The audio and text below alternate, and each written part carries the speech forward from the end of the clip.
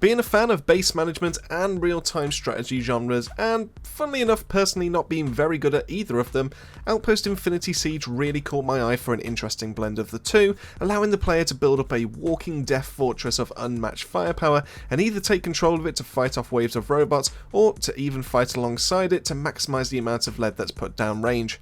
Explosions, crafting, and some open world scavenging thrown in for good measure, and all of a sudden we're onto an absolute juggernaut of a title set to release on the 26th of March. In this guide we'll be having a look at the recently released trailer showcasing some of the turrets on offer and how it can become autonomous in holding back the hordes. Sound interesting? Then let's get right to it.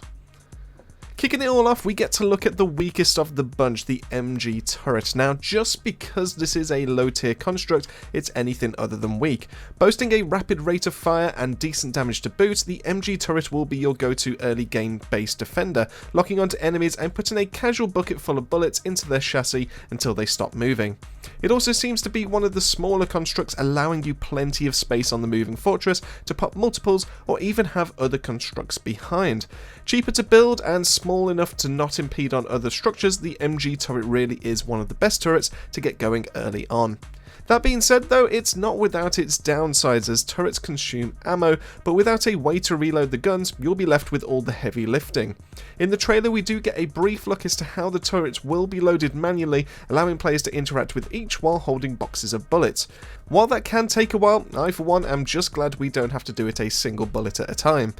Fortunately, we can get a look at how the fortress can automate this process a little bit later on, so why don't we shift on over to the second turret that's at our disposal.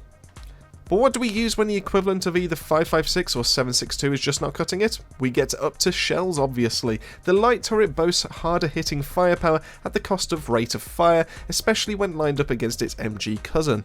Firing similar to that of an autocannon, the light turret fires explosive shells at targets, causing a nice big fireball once it collides for solid damage. Got some more stubborn enemies on the way? Then let the MG turret deal with the fodder, while the light turret mops up the rest. Not only does the light turret get to deal chunky damage, but it also has access to upgrades, allowing access to the twin light turret, essentially transforming the same emplacement into having two barrels instead of one, improving its rate of fire and saving you space that would have been used to create a second light turret for the same effect. Needless to say, the light turret does lose out on its ammo storage due to the bigger shells taking up more space compared to what the MG turret fires, but it's also safe to assume that they will be refilled the same way the MG does. Balancing what your ammo tins go to which turret may be something the player has to choose, so make sure you pick the right one for the situation ahead. Our third unique emplacement comes in the form of a real-world equivalent and under the same name too. The Phalanx CIWS is commonly used as a countermeasure to defend its position against aircraft, missiles, and even small boats when found on warships. Designed in '69, nice. It's a staple in warfare to this day, making it a perfect inclusion in Outpost Infinity Siege. From the footage, the CIWS is going to be used in a similar fashion, defending the base from missiles launched your way, and even to engage ground forces if needs are a must. With a rapid rate of fire though, the CIWS will chew its way through ammunition, but what's worth more to you, Commander? A few hundred bullets, or a good chunk of your main fortress? Deploying more than one CIWS does seem to be the way forward for higher levels, as one emplacement may not be enough to take down a barrage of missiles should they start popping in from different directions, so deploy them often, you know, as long as space allows, that is. Now, while there will be other constructs to help with defense from threats coming your way, the CIWS doubles up as an offensive threat when it needs to be, perfect for assisting your other weaponry when things get a bit dire. But maybe something more explosive is up your alley, because what settles for disputes faster than a quick 105mm round in the general vicinity of something you disagree with? Nothing. That's what. Now, while the trailer didn't discuss much around the smart mortar and instead focused on the artillery more, it's what they didn't say that helped to give us an idea of how it will function. While the artillery was singled out ammo-wise, advising finding the 105mm shells and them not being a commodity, the smart mortar wasn't including in this discussion, hinting that the mortar will be easier to keep stocked up and will work as a discount artillery, perfect for taking out groups of ground infantry and still being ammo-friendly. The artillery is also one of the first turrets mentioned that can be manually controlled, hinting that everything else we've seen so far cannot be controlled into firing on a target of your choice. Now, while there's nothing to confirm this is the case for sure, the way it's portrayed does lead me to think that this will be the case. Lastly, we get to see the pure destructive firepower the 105mm advanced artillery boasts, showing taking down a large walking mech, erupting into one big fireball. It's enough to make a grown man cry, or at least get Mr. Torg to smile. Explosions! Lastly, we get to look at a big boy artillery, a triple-barreled monster designed for the biggest of game to take down as quickly as possible. This 406mm cruiser cannon has no way of firing automatically, requiring manual aim to even fire a single shell. Once in commander mode, targeting is as simple as moving a yellow ring to where the cannon needs to fire, almost certainly destroying anything unlucky enough to find itself in that area of effect. That being said, firing this cannon will likely be expensive to run due to the nature of firing all three barrels with one click. Considering the comments of the 105mm shells for the advanced artillery, I wouldn't be surprised if this is harder to manage ammo-wise, but get ready to see it prominently in higher level runs when bigger and better targets start to enter the fray. My only worry about getting to test this cannon will be it doesn't look to move too much. Taking up a large space on your base to deploy while having limited movement, it may not be the most viable to use compared to other easier to use strategies, but only time will tell. Now, while not a turret itself, we did get to see a little bit more about how the base performs autonomously to keep itself supplied, transporting ammo around itself and into locations it needs to go to. MG turrets, CIWS and probably light turrets will all love to have their ammo topped up, keeping the barrels warm and the enemies at bay. Proper construction of the conveyor belts and ammo dumps will be vital for late game bases, allowing you to be hands free when you need to be, rather than being the ferry of ammo tins inside your own base. I imagine we'll see some insane constructions on the go if what people build in Minecraft and Satisfactory is anything to go off, so get your blueprints and pencils ready, we're going to need them.